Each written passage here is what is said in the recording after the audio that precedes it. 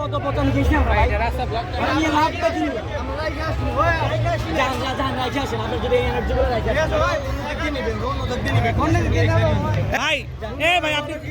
ভাই এটা আমরা নিয়ে আসি ভাই আমরা আরে এত তো মানুষ নিছে আপনি কথা বুঝেন আমরা ওইখান রাইখা এটা সেফ থাকে আপনার এটা নিয়ে লাভটা কি আলটিমেটলি সেটাই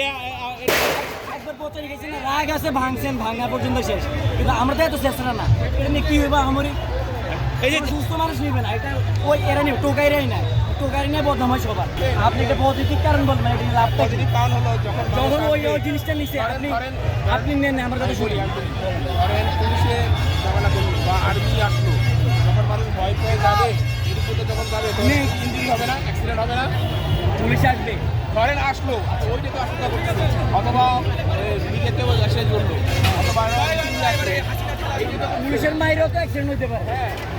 আপনি আমাদের কোনো কিছু রাখার না না এটা বাদ দেন সবই নিয়ে যান সবই লুটপাট হয়ে যান সবই হারাই যান বিষয় হচ্ছে এর ইন্ডাস্ট্রি রাখলে মানুষ অ্যাক্সিডেন্ট হতে পারে যারা সাহস হইতে পারে কি বস